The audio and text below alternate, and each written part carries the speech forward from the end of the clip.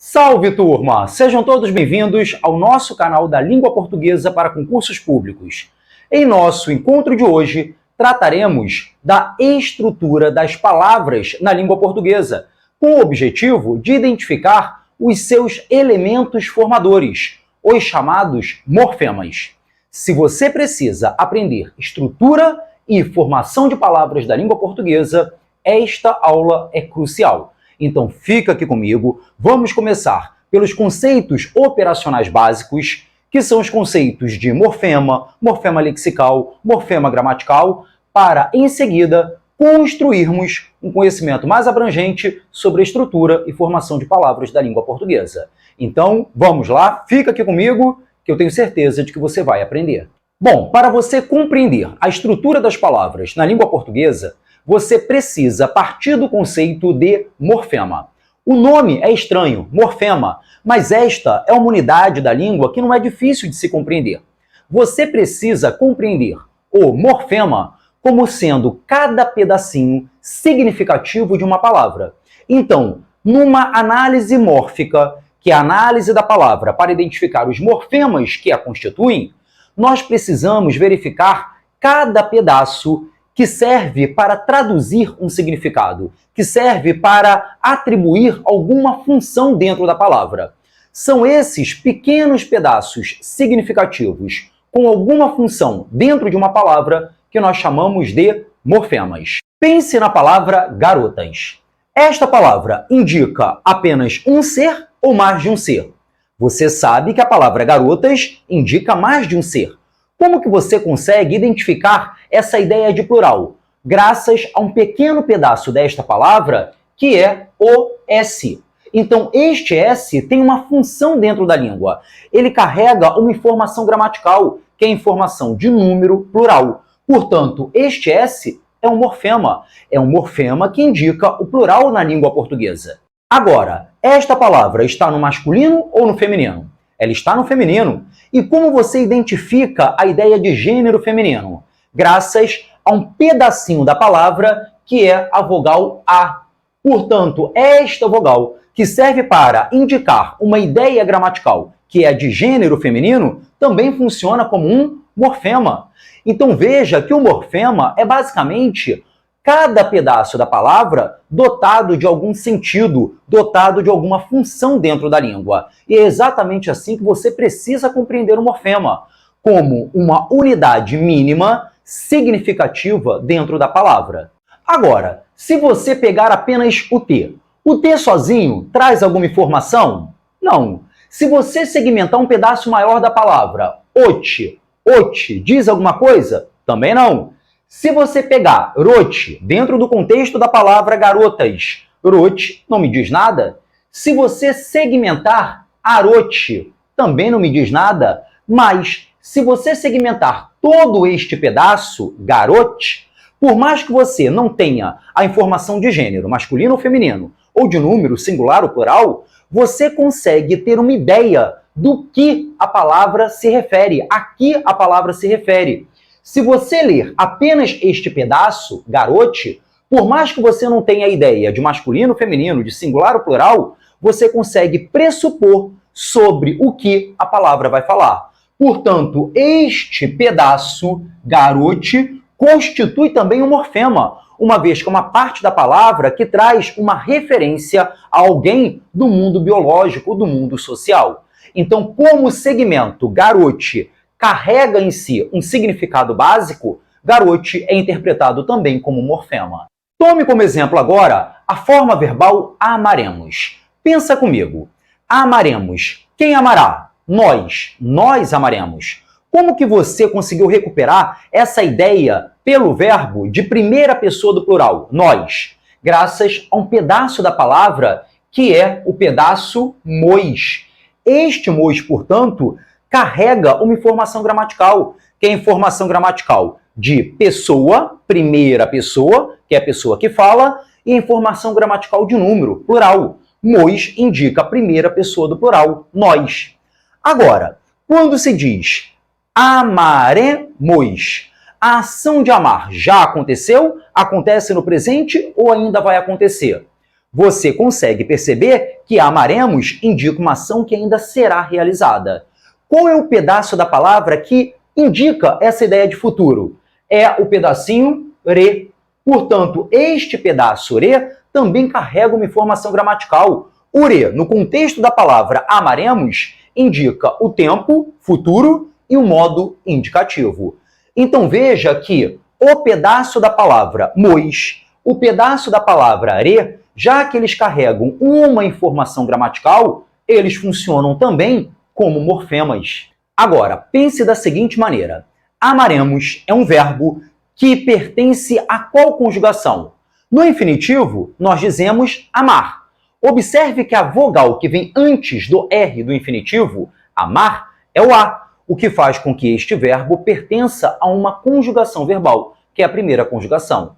Então veja que este A serve no verbo amar para indicar a conjugação a que o verbo pertence. Então este pedacinho da palavra também tem uma função. Ele tem um significado, ele carrega um papel gramatical, que é incluir o verbo amar na primeira conjugação.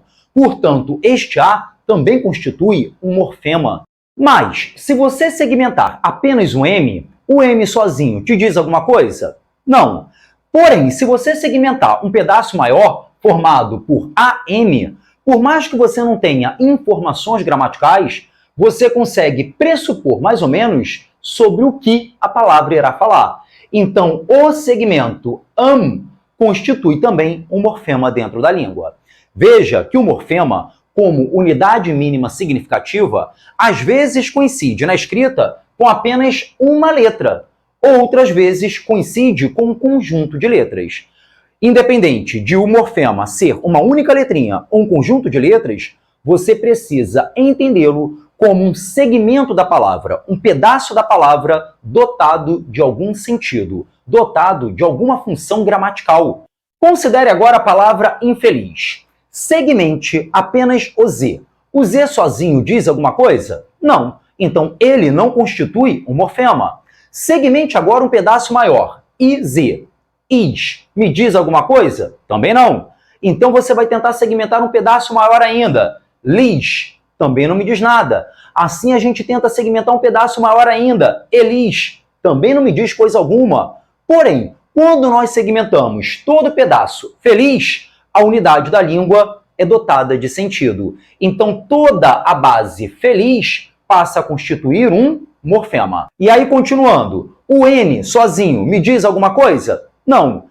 Quando eu segmento o IN juntos, aí observe que o IN tem uma função dentro da língua. Ele carrega um significado. O IN serve para traduzir uma ideia de negação.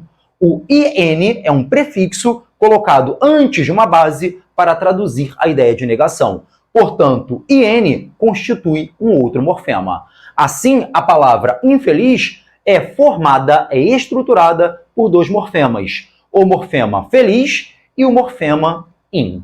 Portanto, a ideia é esta. Você precisa compreender o morfema como sendo cada pedaço significativo, dotado de algum sentido dentro da palavra. Se o segmento não tiver nenhum significado, ele não vai constituir um morfema.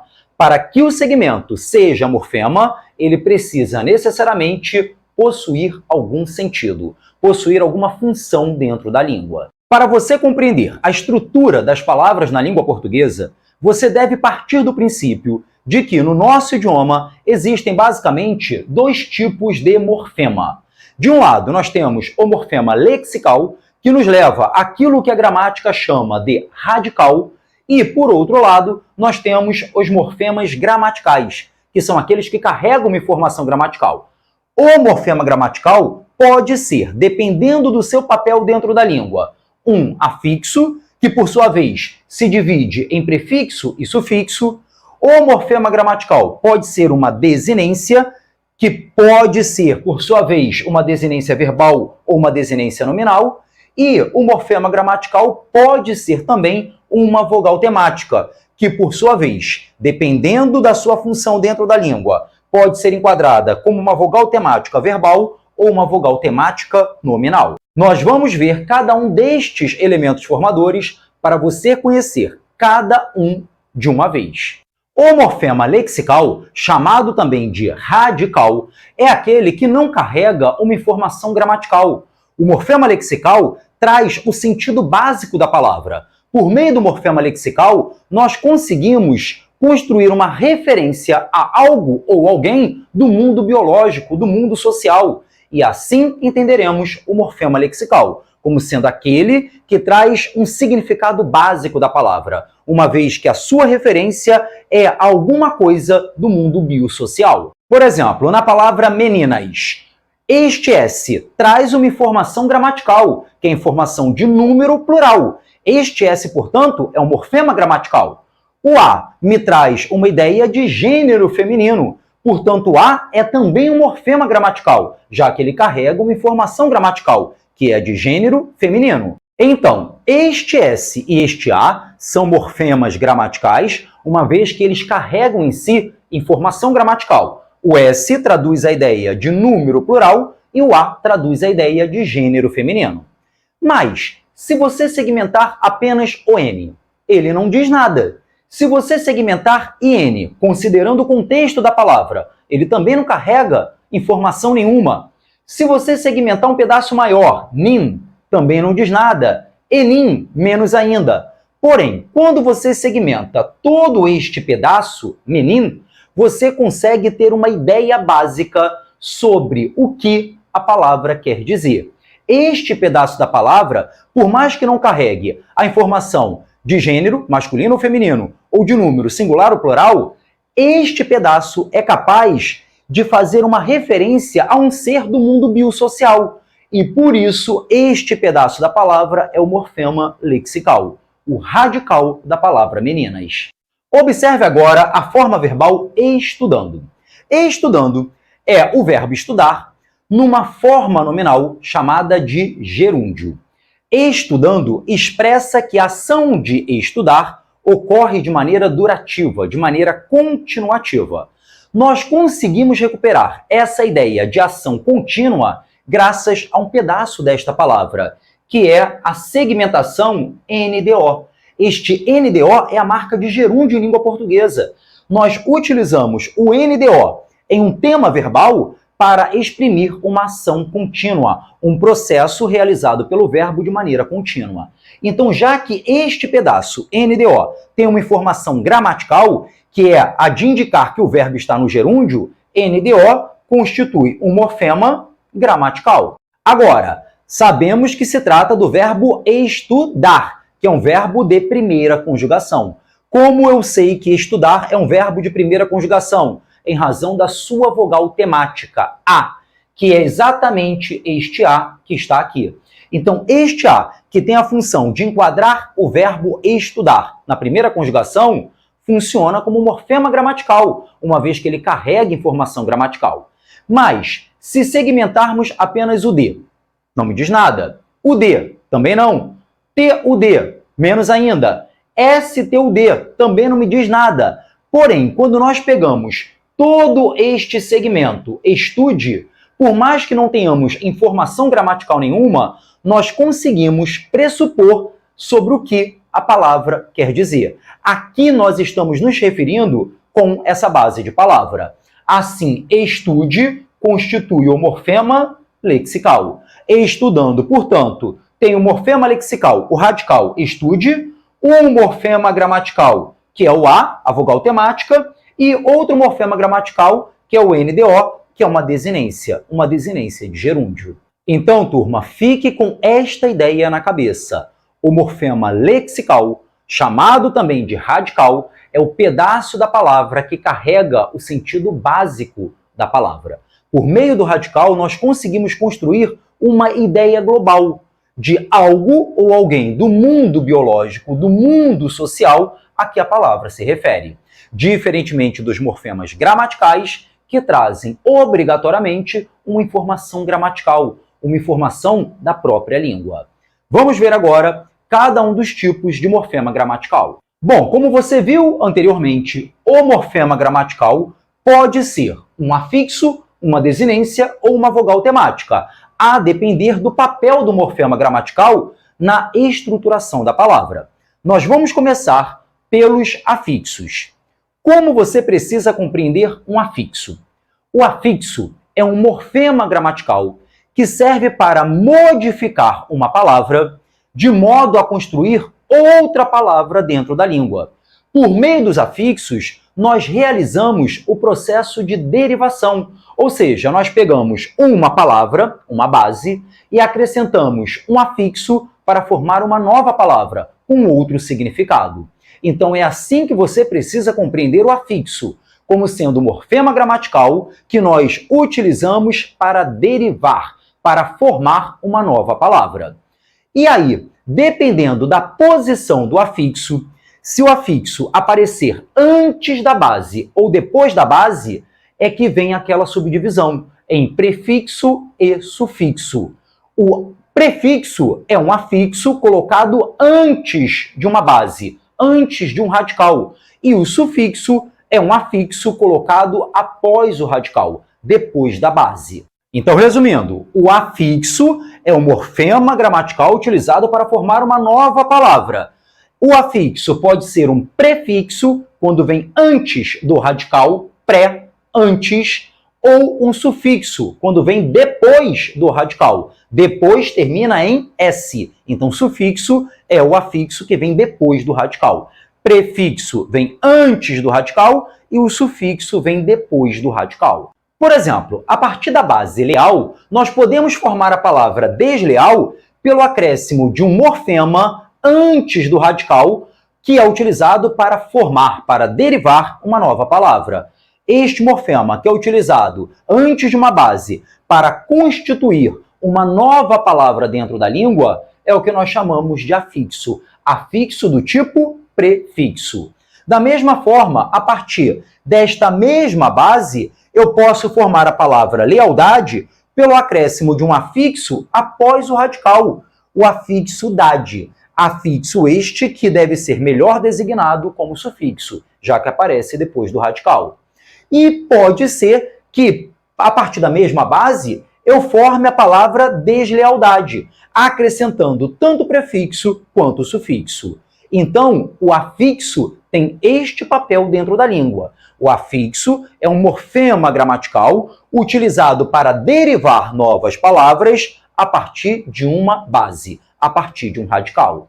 Já as desinências, diferentemente dos afixos, que podem aparecer tanto antes quanto depois do radical, as desinências, obrigatoriamente na língua portuguesa, só aparecem após o radical. Por isso, por vezes, elas são chamadas também de terminações, porque elas vêm sempre após o radical. As desinências podem ser nominais ou verbais.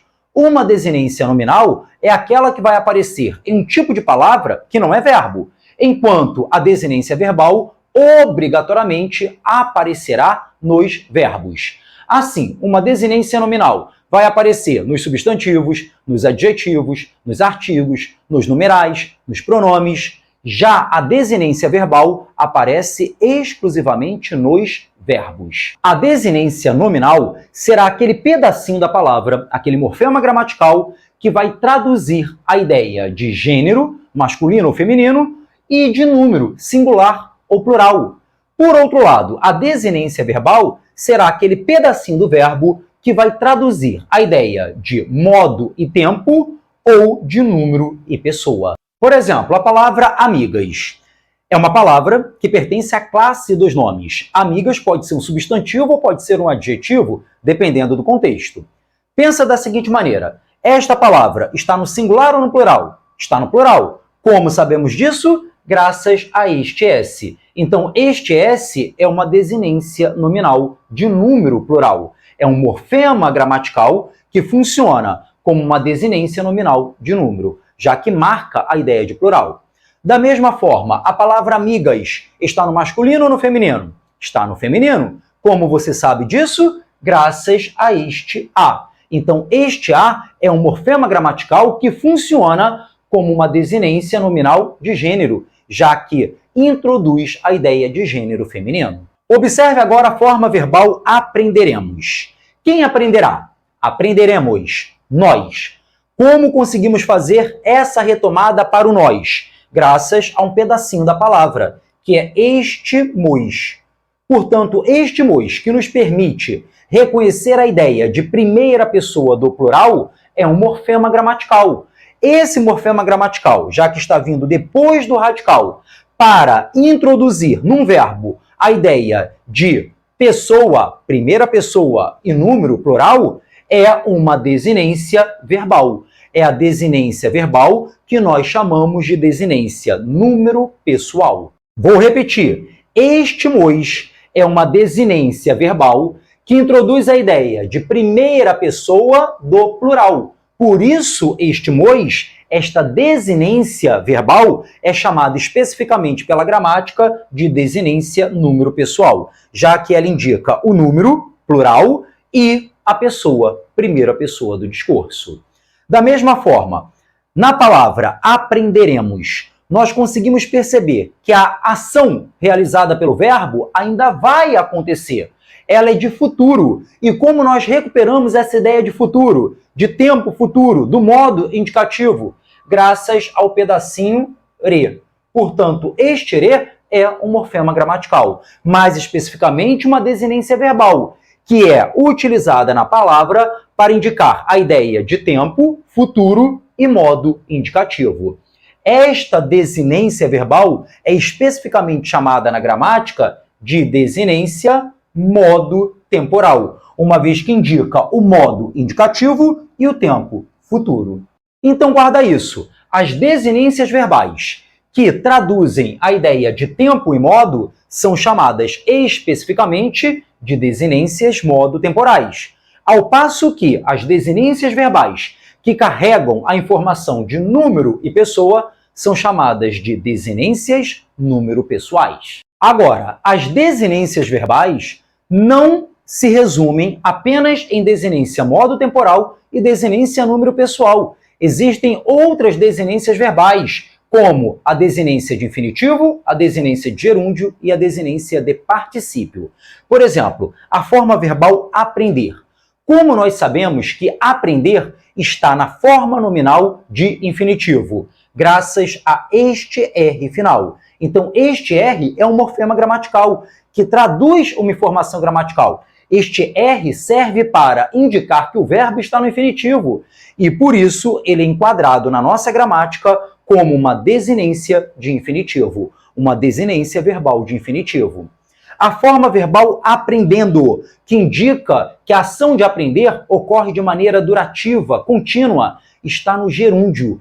E qual é o pedaço da palavra que traduz essa ideia de gerúndio, de movimento contínuo, continuativo? É a terminação NDO. Então, esta terminação é também uma desinência verbal, a chamada desinência de gerúndio.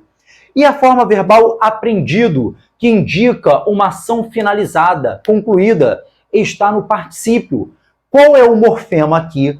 O pedaço da palavra que traduz a ideia de particípio é a terminação DO. Então, este DO é também uma desinência verbal, a chamada desinência de particípio. E, além dos afixos e das desinências como morfemas gramaticais, nós temos também as vogais temáticas, que constituem também morfemas gramaticais.